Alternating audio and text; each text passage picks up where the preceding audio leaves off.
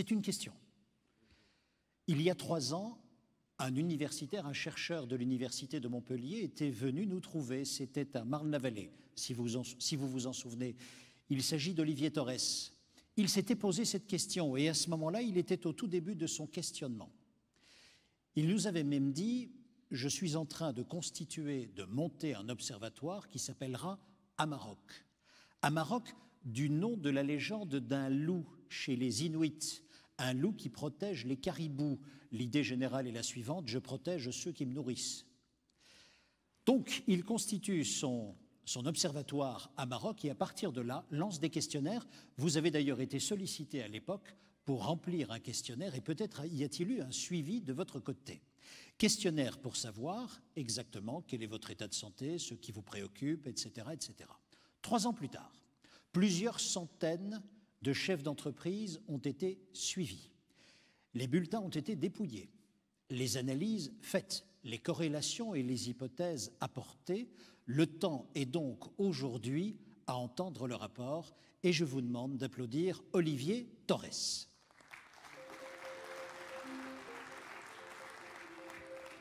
Bonjour Olivier, je vous en prie. Olivier, ben voilà, vous avez entendu ma question, hein, c'est finalement, on le paye cash d'être patron de PME par les temps qui courent, ou bien est-ce plutôt optimiste? Alors effectivement, la question est d'importance et ma réponse, j'espère que je ne vais pas plomber l'ambiance, parce que je me dois de dire la vérité. Et avant de donner les résultats, je voudrais simplement réexpliciter peut-être les hypothèses sur lesquelles je me suis fondé pour m'intéresser à cette question de la santé des dirigeants de PME. Alors en fait, le point de départ, je ne sais pas si je l'avais dit il y a 3 ans, et pardonnez-moi, je ne vais peut-être pas être très gai là, pour l'instant, mais c'était la question du suicide. J'en avais parlé de ça? Non. C'est pour ça que d'ailleurs, vous me rappelez, si j'en avais parlé, vous ne m'aurez peut-être pas rappelé ce soir. Mais en fait, il y a un véritable tabou. Mais je peux vous dire aujourd'hui, il y a à peu près 2-3 patrons de PME tous les jours en France qui se suicident. Et dans l'anonymat d'ailleurs le plus consternant. Et ça a été mon point de départ de l'Observatoire Amarok. J'ai ici avec moi, alors je le garde un peu comme une relique, je ne sais plus si j'en avais parlé de ça, mais c'est un article. Alors moi je suis du Languedoc, de Montpellier, et la presse quotidienne régionale, chez moi ça s'appelle le Midi Libre. Alors ici c'est le Progrès. Et j'ai un article ici, c'est Faits divers, l'entrepreneur met fin à ses jours. Et c'est l'histoire d'un plombier qui apprend le matin que son banquier le lâche. Ouais, j'espère qu'il n'y a pas trop de banquiers ici, mon propos n'est pas d'être contre eux. Hein. Et il envoie sa femme pour négocier, sa femme revient à midi, elle retrouve son mari pendu. Ça fait 15 lignes dans le Midi Libre. Le jour même, dans le même journal, vous avez une page entière qui était consacrée à un salarié du technocentre de Guyancourt qui s'était suicidé. Et ça a été, si vous voulez, mon point de départ. Pourquoi, quand c'est un salarié, on considère que c'est un fait de société? Pourquoi, quand c'est un dirigeant d'entreprise, on considère que c'est un fait divers? Ça a été, si vous voulez, mon point de départ. Et puis, à un moment donné, je me suis dit, je ne vais quand même pas travailler sur le suicide toute ma vie, parce que ce n'est pas très gai. Donc, je vais positiver, et je vais m'intéresser à la question de la santé. Et là, qu'est-ce que je découvre? Eh bien, c'est qu'on n'a à ce jour pratiquement aucune statistique sur la santé de ce qu'on appelle les travailleurs non salariés. Alors, j'imagine qu'il y a peut-être parmi vous des gens qui cotisent au RSI. Je ne sais pas, est-ce que vous pourriez lever la main d'ailleurs, ceux qui cotisent au RSI, que je vois à peu près à qui je m'adresse? Bon, ben voilà, il y a, on va dire, un gros tiers de la population. Les autres sont plutôt sur le régime salarié, je dirais. Bon. Le RSI, je rappelle, c'est le régime social des indépendants. Et en fait, ces travailleurs non salariés, ils sont quand même 2,4 millions en France. Et on a très peu de statistiques sur eux, pour une raison très simple, c'est que la santé au travail, la médecine du travail, a été créée en 1946 pour les salariés. Donc quand vous êtes indépendant, ben, on ne s'intéresse pas à votre santé. Or, le problème, c'est qu'il y a à peu près 6 mois, vous avez tous été au courant de la mort d'un grand entrepreneur dont on considère que c'est un entrepreneur, je dirais presque héroïque de la Silicon Valley. C'était Steve Jobs. Et est-ce que vous avez été attentif à ce qui s'est passé lorsqu'on a annoncé la mort de Steve Jobs? Est-ce que vous avez observez ce qui s'est passé. L'action a baissé, immédiatement. Et vous savez de combien? Un demi-point. De vous à moi, c'est presque décevant. Un demi-point pour l'entrepreneur emblématique de la Silicon Valley, ça fait peut-être pas beaucoup. Alors vous me direz, un demi-point de Apple, c'est quand même la première capitalisation boursière américaine. Ils sont passés devant Exxon, c'est 400 milliards. Donc un demi-point de 400 milliards, ça fait quand même 20 milliards. Bon, l'homme qui valait 3 milliards est dépassé. Mais prenez, on pourrait dire, mais Steve Jobs avait le cancer du pancréas, on pouvait s'y attendre, le marché avait déjà anticipé sa mort. Prenez un autre exemple, qui est la mort accidentelle de Édouard Michelin. Il meurt noyé. Il part le vendredi, il meurt le samedi. Le lundi, la bourse ouvre. Que fait l'action de Michelin? Elle baisse. Vous savez de combien? Un demi-point. Pas beaucoup, hein? Maintenant, je vous pose la question. Vous avez un dirigeant d'une PME de 20-30 salariés. Il a un accident contre un platane. Enfin, je dis platane parce que chez moi, il y a encore des platanes. Je ne sais pas si à Lyon, il y en a. Qu'est-ce qui se passe dans la PME? Ben, je vais vous dire, s'il n'y a pas une relève qui est assurée, c'est le dépôt de bilan. Et c'est la raison pour laquelle je considère que plus la taille est petite, plus le capital santé du dirigeant est fondamental. Je dirais que c'est même le premier actif immatériel de l'entreprise. C'est malheureux à dire, mais si demain Carlos Ghosn, le patron de Renault, meurt, il y a 12 personnes qui peuvent prendre sa place. Peut-être même 12 personnes qui n'attendent que ça. Je vois quelqu'un dans le fond qui dit peut-être même 15. Je suis un peu naïf. Je suis fonctionnaire, vous comprenez. Donc, c'est malheureux à dire, mais si demain un grand patron du CAC 40 meurt, vous avez immédiatement une relève qui est assurée. Et c'est normal. C'est la force de la grande entreprise qui est cotée en bourse. Dans une PME et de surcroît dans une TPE, si le dirigeant a un grave ennui de santé, ben là, ça fragilise l'entreprise tout entière. Et donc, s'intéresser à la santé des dirigeants, c'est une question pour moi de bon sens. Et de constater qu'on n'a pratiquement aucune statistique sur la santé de ces gens-là, ben, moi, ça me laisse toujours pantois. Et j'avais eu dit peut-être il y a 3 ans, et c'est pas qu'une boutade, hein, mais c'est vrai, on a aujourd'hui plus de statistiques sur la santé des baleines bleues que des entrepreneurs. Alors pour une raison simple, c'est que les baleines bleues, c'est une espèce en voie de disparition, et que mon ami Danzer, qui est professeur de psychologie animale, a créé l'Observatoire de la souffrance animale, et donc il a fait son travail. Mais alors les entrepreneurs, les gens qui sont à leur compte, les professions libérales, hein, je n'oublie pas non plus les commerçants, les artisans, tous ceux qui se mettent à leur compte, on ne sait pas grand-chose. Alors du coup, je me suis dit, effectivement, il faut créer l'Observatoire à Maroc et produire les premières statistiques sur la santé des chefs d'entreprise. Et quelles sont mes hypothèses? Je vous les livre rapidement parce qu'elles sont très simples. Quand on regarde les travaux des médecins du travail, notamment sur les salariés, ils ont identifié 4 facteurs pathogènes. Le premier facteur, c'est le stress. Le stress, c'est quelque chose qui est mauvais pour la santé. Alors, entendons-nous bien, hein, un peu de stress dans la vie. Si vous traversez la route qui est en face sans aucun stress, vous risquez de ne pas la traverser. Hein. Je dirais qu'un peu de stimulation positive, ça c'est normal et c'est même important, c'est ce qui maintient l'espèce en survie. Ceci étant dit, vivre en stress en permanence, c'est-à-dire la durée d'exposition, ça devient pathogène et négatif. Donc ça, c'est un premier facteur pathogène. Deuxième facteur qui est plutôt négatif pour la santé, la solitude. Il a été montré que des salariés qui sont isolés et esseulés, ce n'est pas bon pour leur santé. Et ça, je le dis aux employeurs qui sont ici présents, si vous avez des salariés qui sont un petit peu esseulés, isolés, ben soyez attentifs. Alors, ça peut être des gens introvertis, bon, ben, chacun est comme il est, mais si vous voyez quelqu'un qui est plutôt jovial, qui commence à se renfermer sur lui, c'est qu'il y a quelque chose qui ne va pas, il vaut mieux être un peu en alerte. Le troisième facteur, qui est négatif, c'est l'incertitude.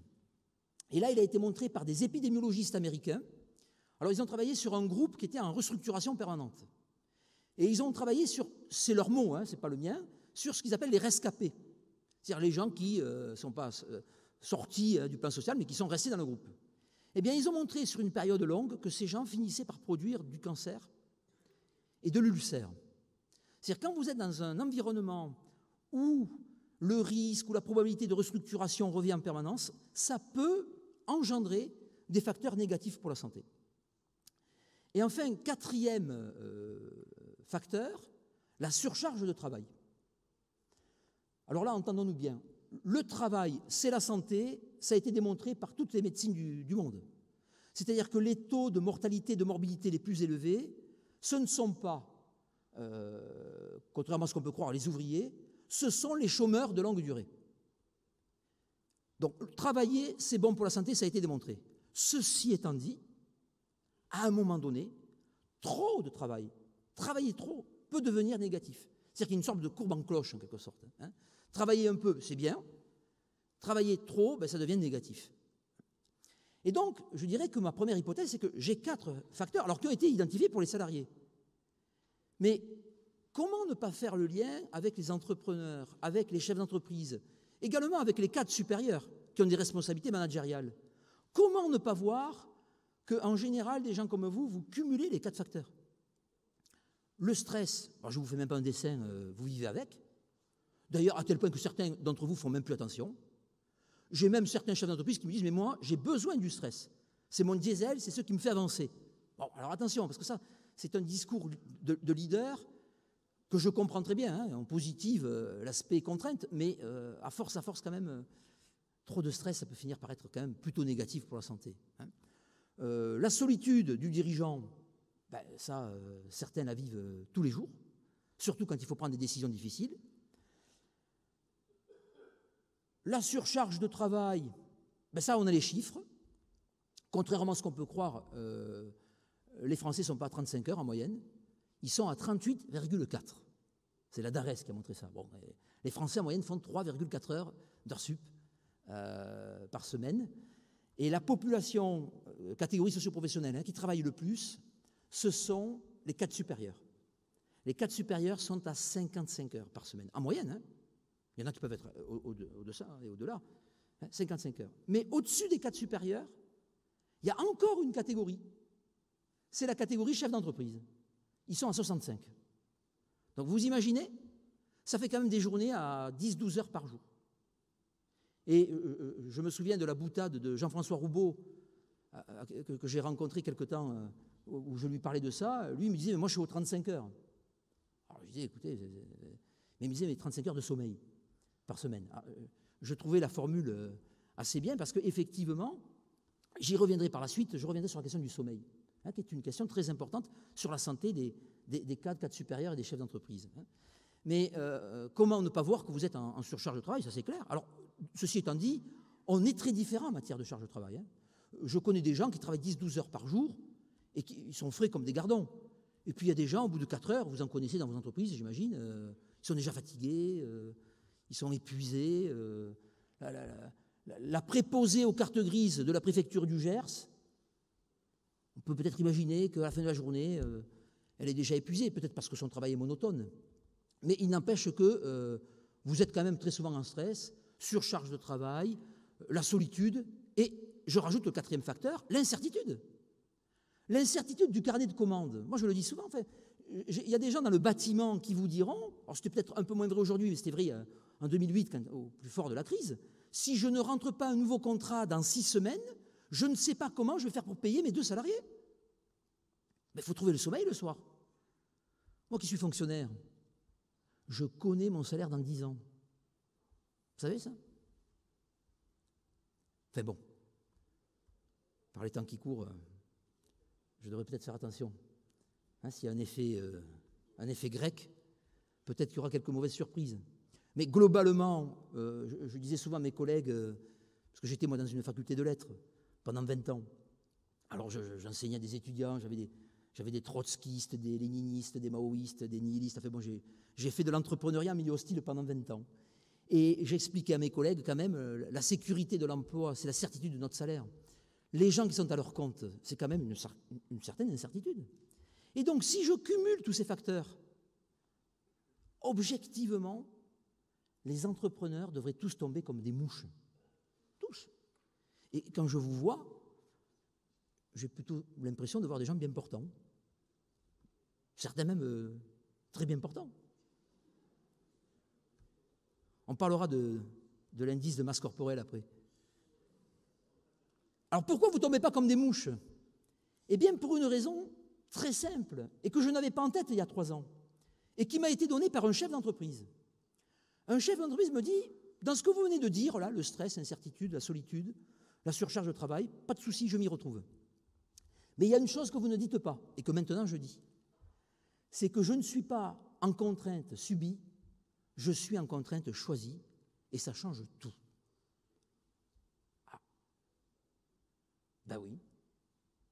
Et à ce moment-là, je suis resté, d'ailleurs, comme là j'ai fait la bouche ouverte, l'air bovin.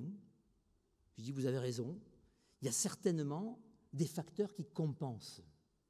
Et ces facteurs compensateurs, je les ai cherchés. Et en fait, ce n'est plus les médecins qui vont nous être utiles ici. Ce sont les psychologues, et notamment les psychologues de la santé. Il y a toute une branche de la psychologie qui s'intéresse à la psychologie de la santé. Alors, la psychologie de la santé, par exemple, va s'intéresser, quand vous avez un cancer, quelle est la meilleure façon de vous l'apprendre? Voilà. Est-ce qu'il faut vous dire, voilà, vous avez un cancer, asseyez-vous, prenez un verre d'eau? Est-ce qu'il faut commencer l'approche tranquillement? Bon, écoutez, asseyez-vous d'abord, on a peut-être un petit peu... Enfin, il s'intéresse à ces questions-là, il s'intéresse à des tas de choses. Et notamment, dans les années 90, ils vont dire quelque chose de très utile. Ils vont faire le constat qu'à chaque fois qu'on parle de santé, on est toujours très négatif. D'ailleurs, j'ai commencé de manière très négative. Je vais parler de suicide, de mortalité, de morbidité. Je n'ai pas parlé d'incapacité, d'invalidité. Mais enfin bon, à chaque fois qu'on parle de santé, c'est toujours très négatif. Et les psychologues de la santé, à la fin des années 90, donc c'est très récent ce que je vous dis, vont dire, mais il faut positiver.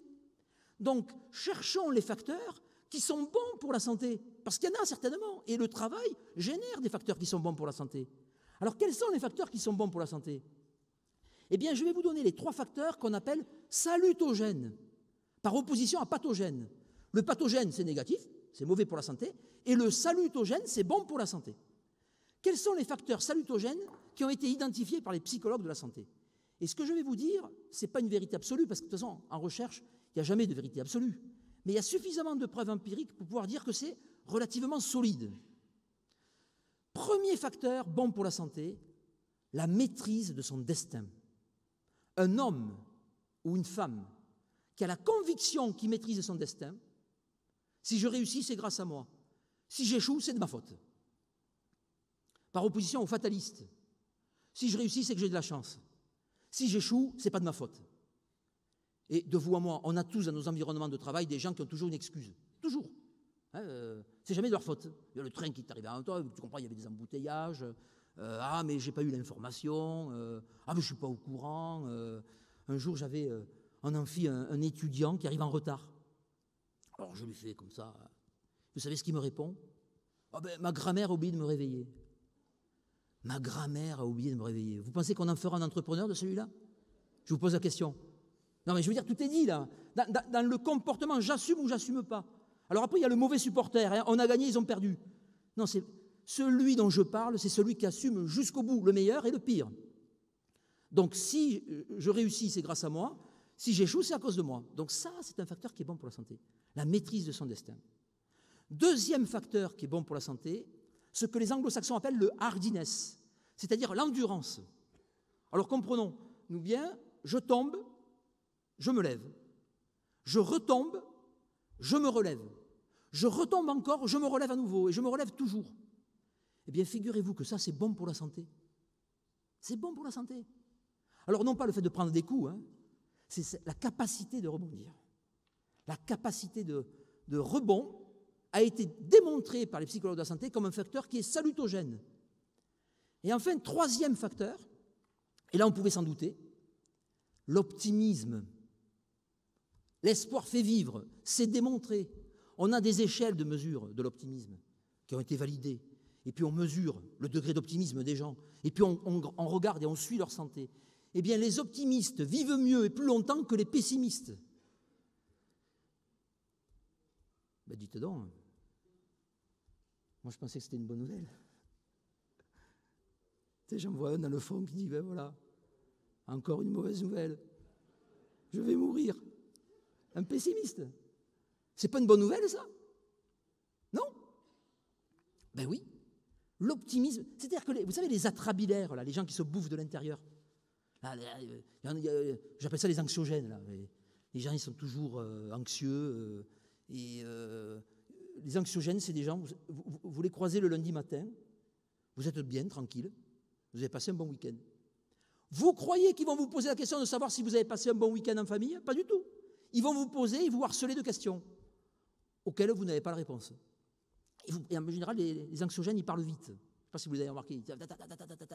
Il y en a qui commencent déjà à repérer des collaborateurs. Et puis, l'anxiogène s'en va. Et vous restez là. Et puis, d'un coup, vous avez des palpitations cardiaques. Vous avez repéré l'anxiogène. L'anxiogène, c'est la personne qui, en quelques secondes, va vous stresser alors que vous étiez tranquille. D'ailleurs, je vais vous donner un bon conseil. La prochaine fois que vous le croisez, prenez la tangente. Hein, les anxiogènes, il faut les éviter. Il n'y a rien de pire. Et on en a tous dans nos environnements de travail, des anxiogènes. Hein. Des gens qui s'évertuent, qui s'ingénient à vous poser des questions auxquelles vous n'avez jamais la réponse. Mais vous n'y pensez même pas. Quoi. Vous devez prendre un train. Oh là, fais attention, et si jamais tu rates le train? Enfin, quelle idée. Pourquoi je raterais le train? La personne vous pose la question. Enfin, oui, et ça stresse. Et un jour, je parlais de ça et il y a un dirigeant qui était venu me voir, me disait, écoutez, l'anxiogène, là, j'ai reconnu ma femme. Alors, j'étais très embêté avec ma théorie de la tangente. Hein. Enfin bon, je referme la parenthèse des fois que bon, mais après la conférence, je m'en vais vite. Hein, et donc, donc du coup, oui, quand on est chef d'entreprise,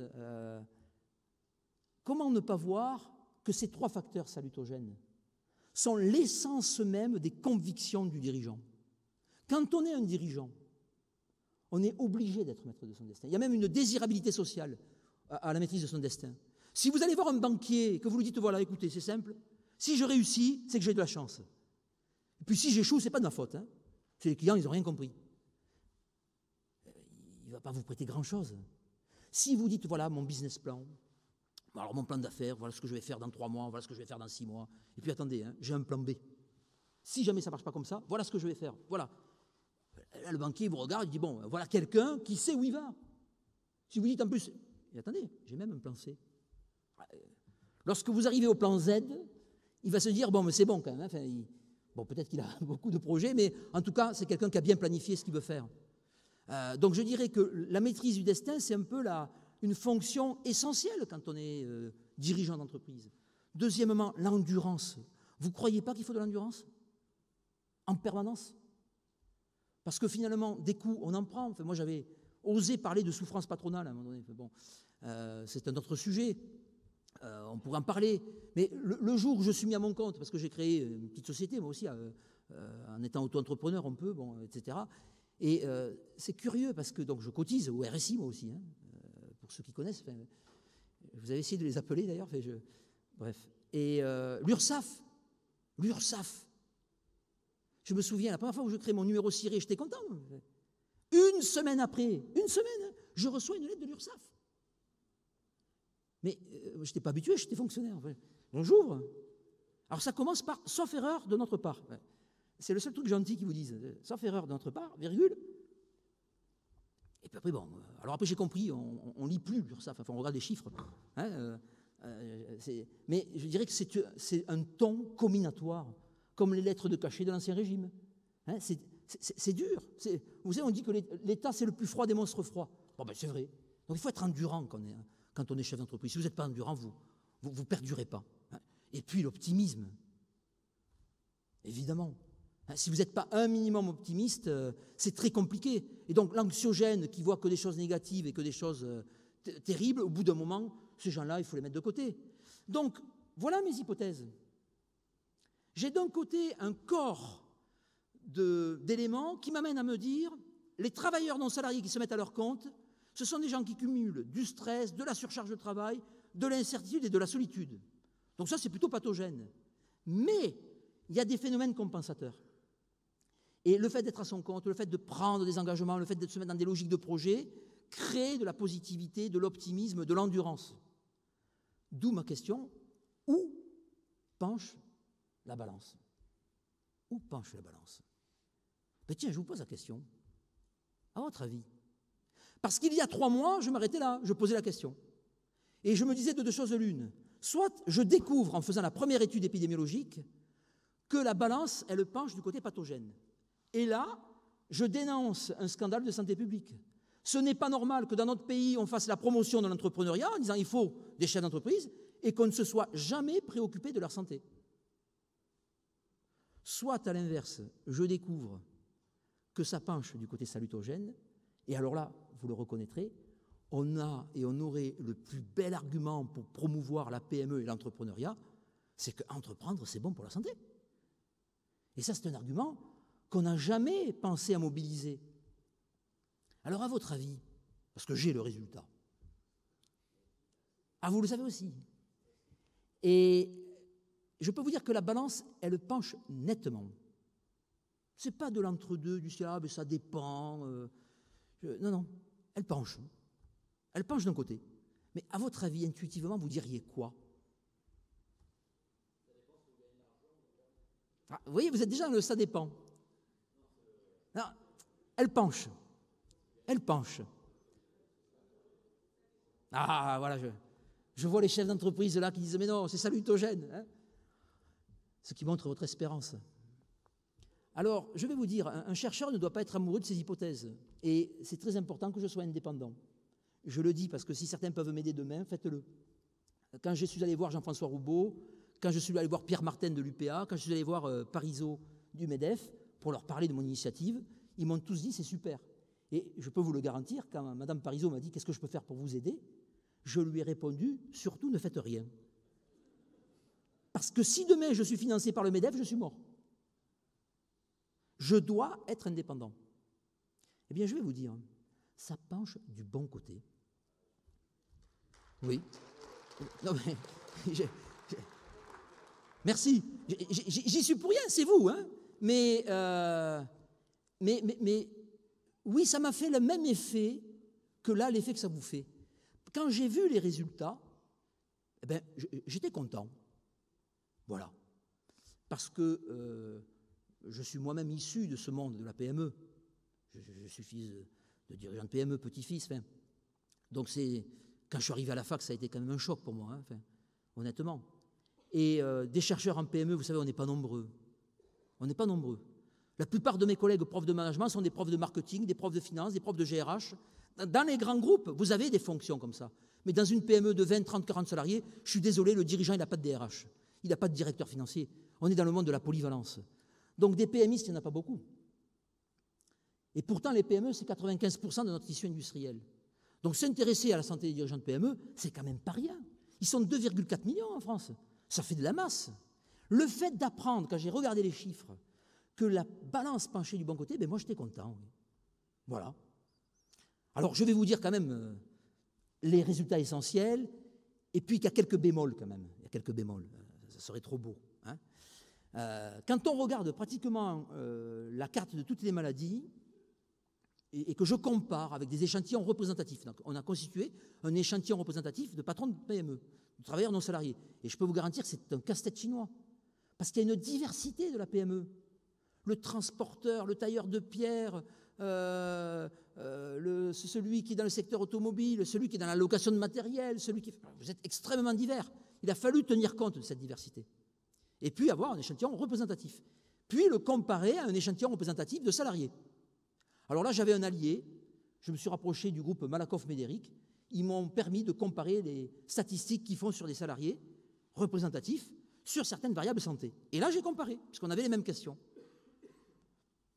Tout ce qui est troubles musculo-squelettiques, le mal au dos, mal à la tête, mal à la nuque, etc. Je ne dis pas que vous n'avez rien, hein. Je ne dis pas que certains d'entre vous n'ont pas ces troubles musculo-squelettiques. Mais quand je compare aux salariés, beaucoup moins. Même la question du stress, c'est intéressant ça, la question du stress. Je m'attendais à avoir un indicateur de stress beaucoup plus élevé. Pas du tout. Alors, c'est parce que là aussi, contrainte choisie, contrainte subie. Donc du coup, le rapport au stress est complètement différent. Autre chose qui m'a marqué dans les aspects très, très positifs, c'est le tonus, hein, la notion de tonicité, ça se mesure, ça. Il n'y a pas photo. Le fait de se mettre à son compte crée les stimulations positives pour aller de l'avant. Même le sommeil, je vous en parlerai un petit peu tout à l'heure, même le sommeil, quand je compare cadre supérieur et dirigeants d'entreprise, les dirigeants d'entreprise dorment mieux. Alors, à ceci près que les dirigeants d'entreprise sont aussi plus nombreux aux deux extrêmes, en fait. Vous êtes plus nombreux que les salariés à dire « je dors très très bien ». Après, je dors bien, je dors mal, là c'est... Et puis, je dors très très mal, vous êtes plus nombreux aussi. C'est-à-dire comme si, finalement, votre santé était estimée supérieure, donc en moyenne, mais là, c'est l'écart type qui est plus fort. Et j'y reviendrai par la suite sur cette question-là. Le troisième élément qui m'a aussi surpris, c'est que la crise cardiaque. Vous savez, on dit toujours, la pathologie des chefs d'entreprise, c'est la crise cardiaque. On a comparé les prévalences, crise cardiaque chez les dirigeants, chez les salariés, chez les cadres et cadres supérieurs, moindre. Les AVC, pareil, AVC, la maladie des gens qui pensent sans arrêt, etc. Pas du tout. La seule exception, le seul élément où là, vous êtes supérieur aux salariés, et là, vous-même, vous faites pas mal de records, c'est le diabète. Le diabète. Voilà. Le cholestérol, tiens, le cholestérol. C'est pas rien, ça, le repas d'affaires. Plus je fais des affaires, plus je fais des repas. Mais c'est vrai en sens inverse, plus je fais des repas, plus je fais des affaires. Est-ce qu'il existe un cholestérol commercial? Question très théorique.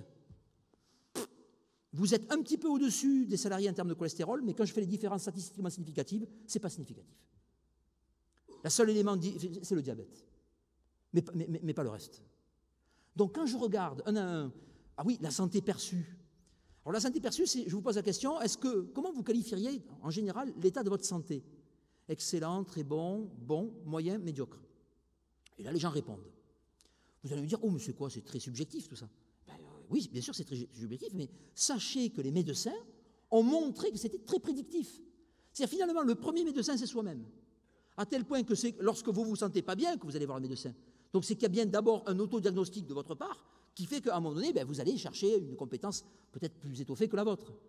Mais soi-même, on sent quand on est en forme, pas en forme, on est un bon baromètre de notre propre santé. Eh bien, quand on pose la question à des dirigeants et la même question aux salariés, la santé mentale perçue, la santé physique perçue, les dirigeants sont très au-dessus. Très au-dessus. Et donc, quand je voyais, moi, tomber les résultats un à un et que tous convergeaient dans le même sens, oui, pour l'instant, je dis qu'entreprendre, c'est bon pour la santé. Et le seul bémol, vraiment, c'est que, en revanche, vous êtes moins bon que les salariés dans le préventif. Alors ça, chez les dirigeants de PME, je n'ai pas le temps d'être malade. Écoutez-moi, si je ne l'ai pas entendu 1000 fois, je ne l'ai jamais entendu. Je n'ai pas le temps d'être malade. À tel point même que je soupçonne que certains, quand ils ne sont pas bien, ils se cachetonnent pour aller travailler. Parce que, je vais vous dire, si vous n'êtes pas bien, et que le lundi matin, vous ouvrez votre entreprise, et que vous commencez à dire à vos salariés, écoutez, je ne me sens pas bien. Excusez-moi, je ne me sens pas bien. Voilà. Comme ça, là. Et puis, non, je plaisante. Et puis vous dites, je vais rentrer chez moi, là. Continuez sans moi, je reviendrai demain peut-être. Ou la semaine prochaine. Amusez-vous à faire ça. Ça ne tient pas longtemps.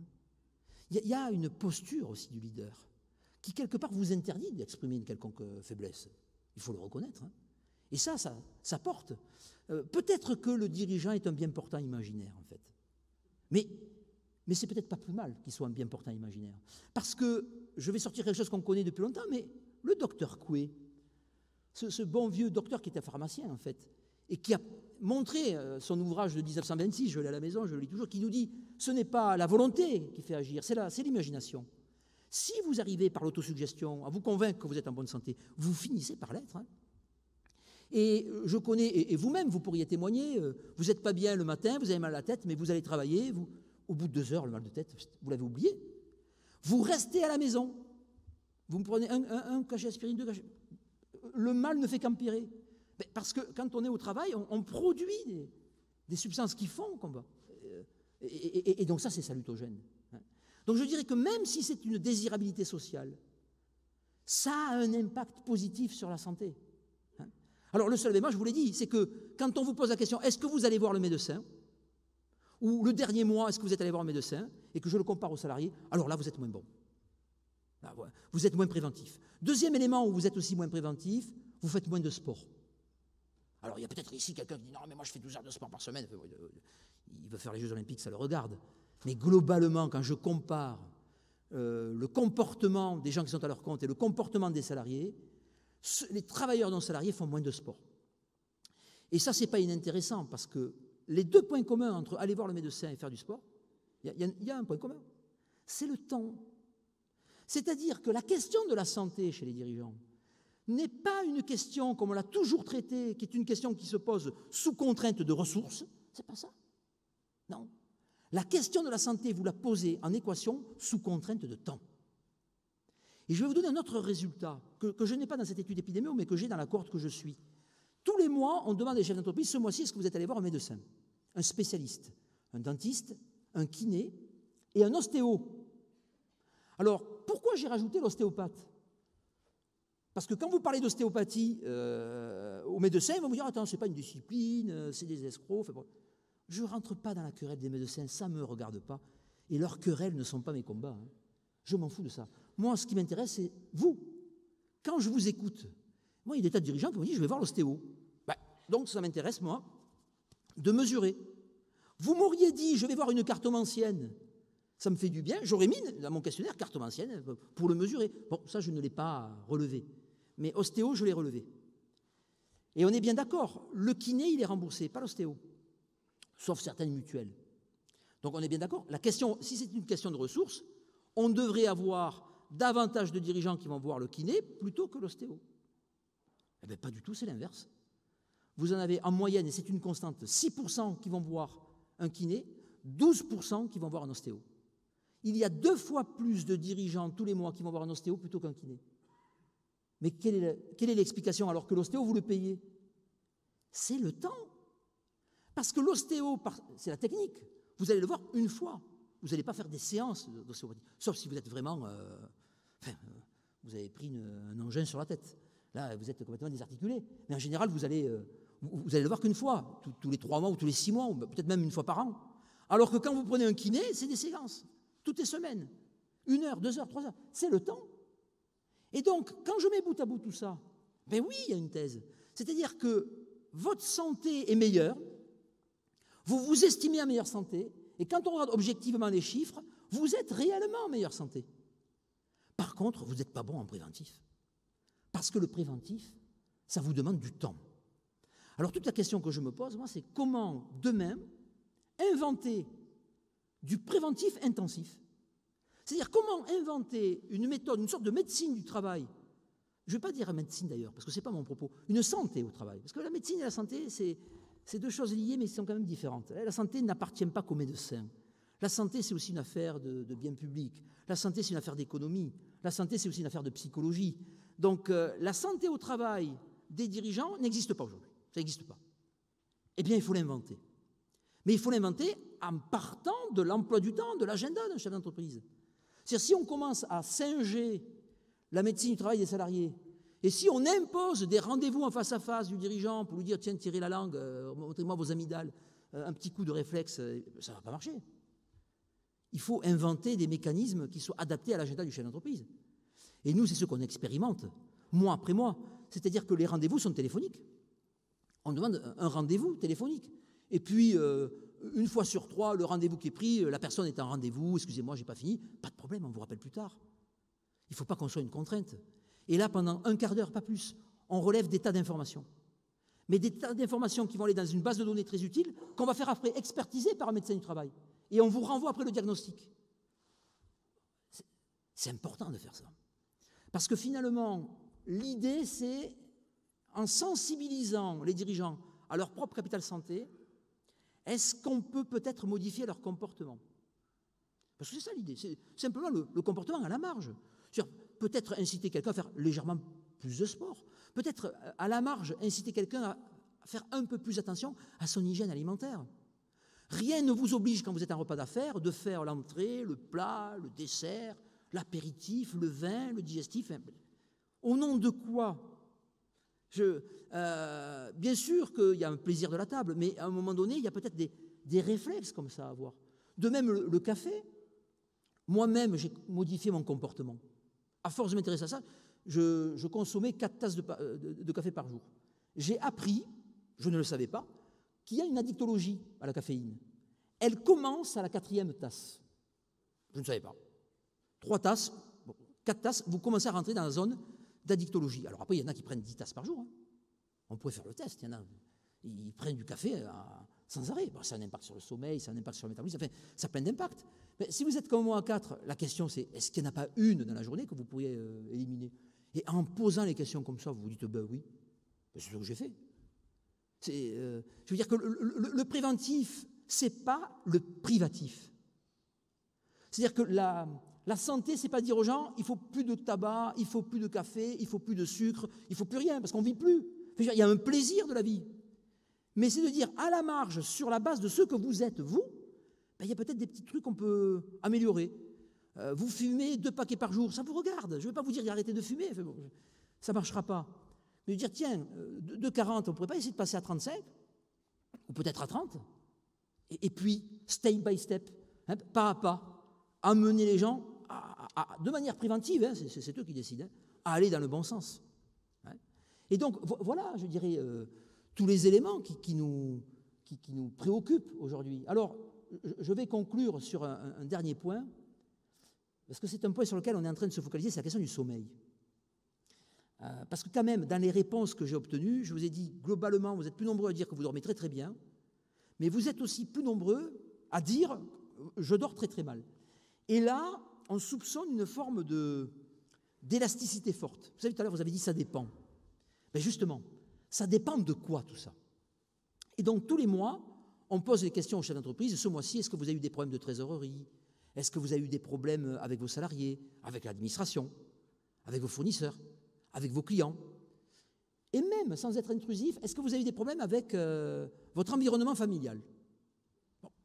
Et vous voyez quel est l'intérêt? C'est qu'on pose également tous les mois la question, est-ce que, globalement, comment vous qualifieriez la qualité de votre sommeil? Excellent, très bon, bon, moyen, mauvais. Et puis, on pose des questions sur les pathologies du sommeil. Alors, je vais vous les donner immédiatement. Il y a 4 dysfonctionnements du sommeil. Vous allez pouvoir vous faire votre diagnostic immédiatement. Quels sont les dysfonctionnements du sommeil? Il y en a 4. Le soir, quand vous vous couchez, est-ce que vous mettez plus de 30 minutes pour vous endormir?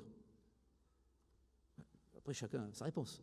Il y a des gens qui vont dire, oui, je mets plus de 30 minutes. Ah, ben là, vous rentrez dans une zone plutôt négative. Alors, si vous mettez 35 minutes, bon, c'est si vous mettez 1 heure, il y en a qui vous mettent parfois plus d'1 heure.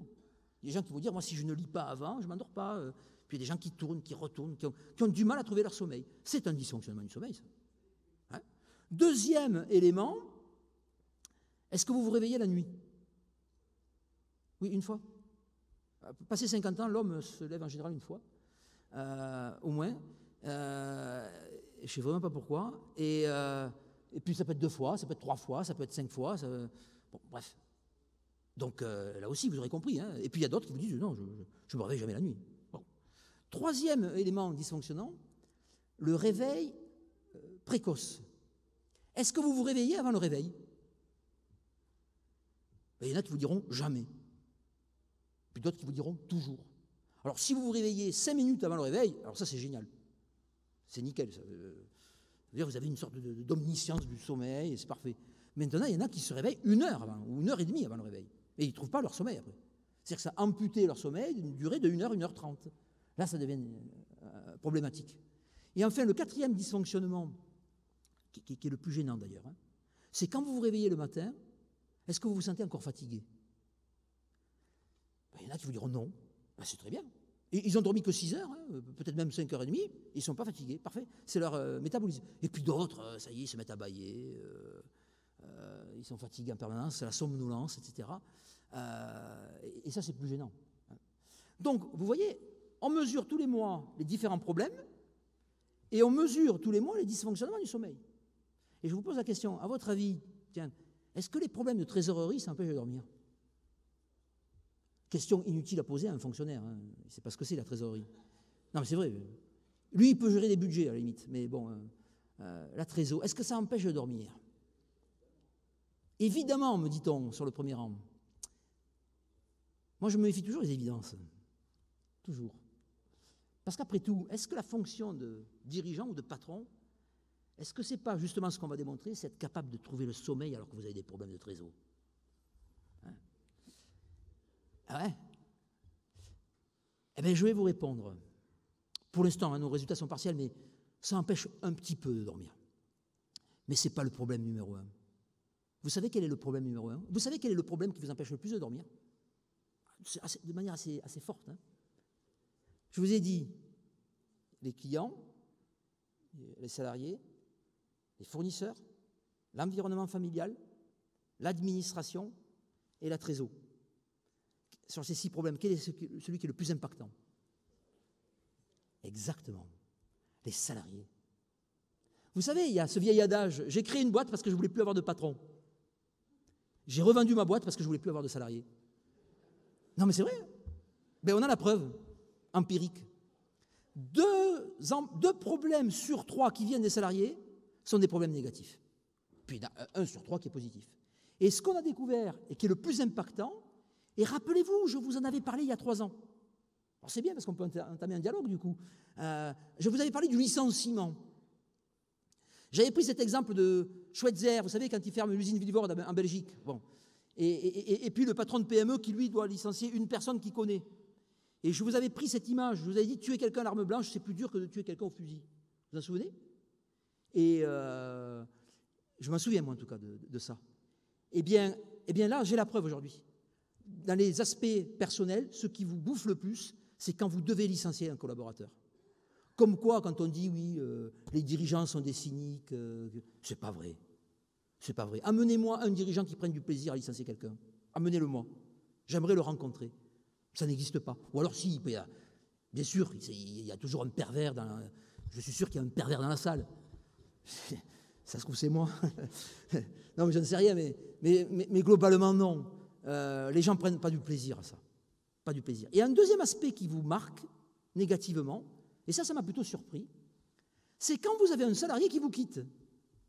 Vous avez un salarié qui change de boîte. Ben ça vous marque, ça. Non mais attendez, ils ne vous appartiennent pas, les salariés. Hein. Non mais je veux dire que le patron de PME est très souvent très possessif. Hein, quand on les écoute parler, c'est mon entreprise, mes salariés, ma secrétaire, ma place de parking, mon bureau. Enfin, voilà, c'est très jeu, l'entreprise de petite taille. Alors que c'est l'inverse dans la grande entreprise. Hein. J'ai étudié les discours des grands patrons du CAC 40. Si vous écoutez par exemple Carlos Ghosn, je l'écoutais, il était sur France Inter il y a 3 semaines, il disait tout le temps nous, ce qui est normal d'ailleurs. Nous avons réalisé cette année 4,8% de progression sur la part de marché asiatique. Enfin, voilà, il parle comme ça. Ce qui ne veut pas dire qu'à un moment donné, il ne va pas dire j'ai décidé ou je. Mais c'est globalement le nous. Alors que plus l'entreprise est petite, plus le dirigeant va dire voilà, moi j'exporte en Chine, j'exporte. C'est lui, ses collaborateurs quand même. Mais il a tendance à être quand même beaucoup plus égocentré. Eh bien, quand il y a un salarié qui vous quitte, ben ça vous affecte. Et assez fortement. Et ça renvoie à cette idée que la PME, c'est un management de proximité. Et que ces liens ne sont pas que des liens d'affaires et des liens de travail, c'est aussi des liens qui se nourrissent d'affect, de relations de confiance. Et donc voilà, je dirais que pour conclure, puisqu'il me reste encore peut-être 2-3 minutes, puis s'il y a un peu plus de temps, mais j'ai terminé mon temps, voilà ce que j'ai à dire. C'est que finalement, quand on compare la santé des dirigeants et la santé des salariés en général sur des échantillons représentatifs, eh bien ça penche du bon côté. Donc ma conclusion sera plutôt, pour l'instant, en faute de fait contraire, une conclusion heureuse. Entreprendre, c'est bon pour la santé. Je vous remercie pour votre attention. Olivier Torres. Restez là, Olivier. On prend 5 minutes, mesdames et messieurs, pour dialoguer. Si vous avez une question, 2 questions, nous allons les prendre. Nous dialoguons avec Olivier. Avez-vous, sur votre santé, sur les constats qui ont été réalisés, des questions à poser? C'est donc que vous étiez extrêmement complet, extrêmement complet. J'en ai une dans ce cas-là. Donc, voici votre première étude et vos premiers résultats. Oui. J'imagine que vos observations vont se poursuivre. Et elles se poursuivent désormais dans quel sens? Car là, vous avez déjà une première réponse. Pourquoi poursuivre et dans quel sens? Ben justement, moi, ce qui m'intéresse, c'est de travailler sur le salutogène. C'est-à-dire, on a identifié l'idée qu'il y a des facteurs positifs.